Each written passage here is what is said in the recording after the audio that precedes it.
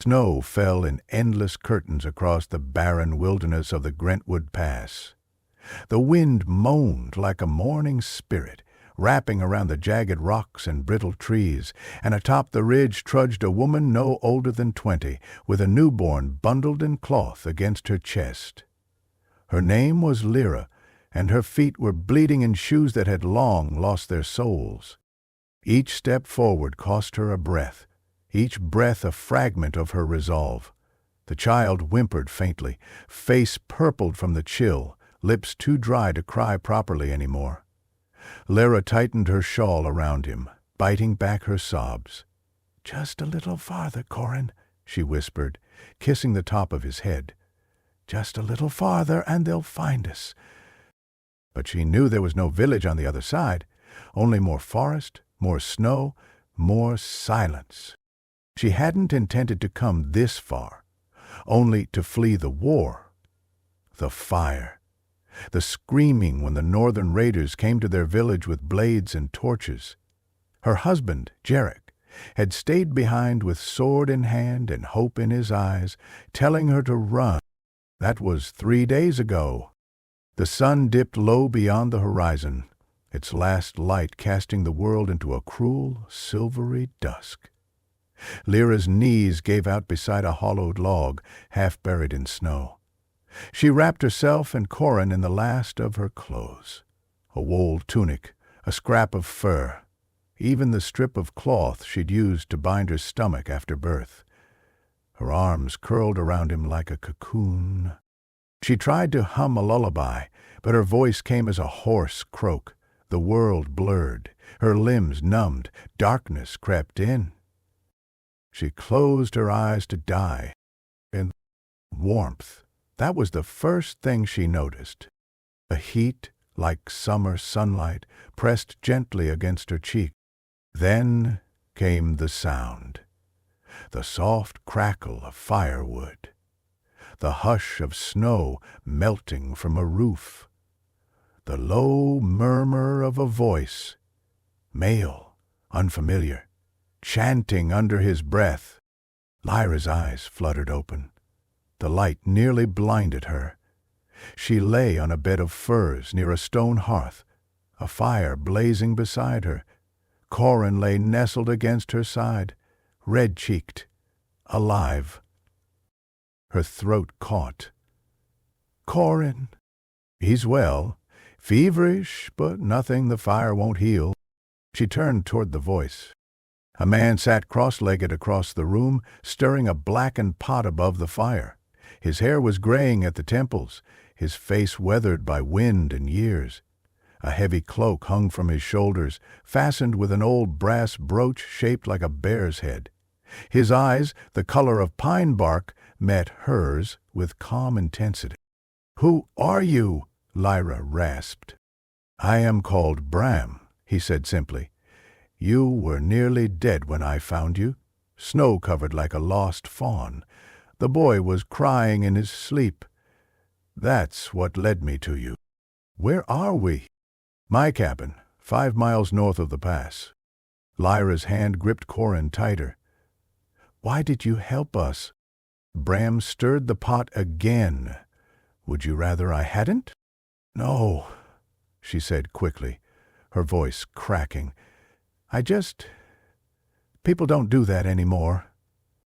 Bram looked at her for a moment, as if deciding how much truth to give. "They do," he said, "but not often." "And?" "Not loudly." Days passed. The blizzard raged on outside, but inside Bram's cabin there was life. He had gathered herbs from under the snow, crushed berries, brewed teas to ease her cough and keep the child strong. He fed them broth and salted meat, always making sure Lyra ate first. Each night he sat by the fire, carving wooden animals with a small whittling knife. Corin, swaddled in furs, reached for the shapes with uncoordinated fingers. Lyra watched the man, with suspicion at first, but Bram asked nothing of her. No questions about her past, No demands for repayment, just quiet presence, steady and sure. At night, as the wind howled louder than usual, Lyra finally spoke. "My husband is dead." Bram didn't look up from his carving. "I'm sorry." "They came at dawn, burned our village. He told me to run. I didn't want to, but I had Corin. I had to. You did what mothers are meant to do." She stared into the fire. "I thought I was ready to die." "You were," Bram said, "but the world wasn't ready to let you." See, by the end of the second week, Lyra's strength returned. She helped Bram gather firewood, wash herbs, clean fish from a nearby stream where the ice had cracked. Corin giggled now when he was lifted, his cheeks full and pink with life. Bram was a man of few words, but his silence never felt empty. He spoke in the way he poured water with care, in how he always left the cabin door slightly open when he stepped out, as if to show her she was not a prisoner, but a guest. One morning, as they sat beside the fire, Lyra asked, "Why do you live here alone?" Bram didn't answer right away. Then he said, "Once had a wife, 2 sons. The fever took them. Years ago." "I'm sorry," she whispered. He nodded once. "The dead don't linger, but their memory stays warm if we let it." Silence returned. But it wasn't empty. It was soft. Mute. By the 4th week, the snow began to melt. Trees emerged from the white, their limbs like bony fingers stretching toward the sun. Lyra stood at the edge of the forest with Corin on her hip, watching as rivulets of water trickled down the rocks. Behind her, Bram finished stacking firewood. "I should go," she said. He stopped, axe still in hand. "Where?" "I don't know. South, maybe. To the cities. It's dangerous there, still chaos. I can't stay here forever." "No," he agreed, "but you don't need to leave yet."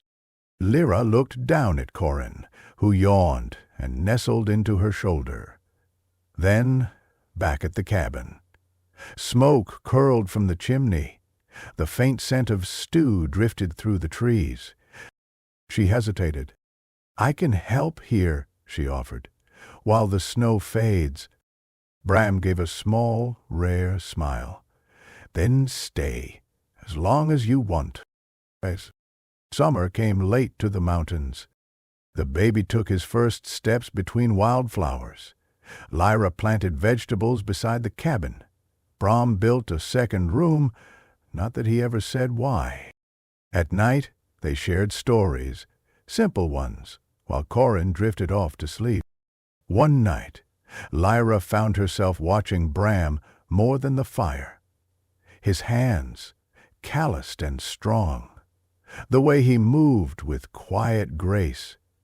She reached over and touched his arm. "Thank you," she said. "For what?" "For saving us. For not asking why." He covered her hand with his. "You didn't need to explain. I saw the whole story in your eyes." And that night, for the first time in months, she slept without fear. But years passed. They never spoke of fate, or love, or how they had come to build something from ashes. They simply lived, together, with purpose. One autumn morning, as Corin ran through the golden leaves, laughing, Lyra turned to Bram and said, "I was meant to die that night." Bram looked at her, his expression unreadable. "But you brought me back. You brought us both back." "No," he said softly, "you never truly left. You just needed someone to hold the warmth long enough for you to remember what it felt like." She kissed him then, with the wind stirring the trees and her son's laughter echoing through the glen. And the world, once cold and cruel, grew warm again.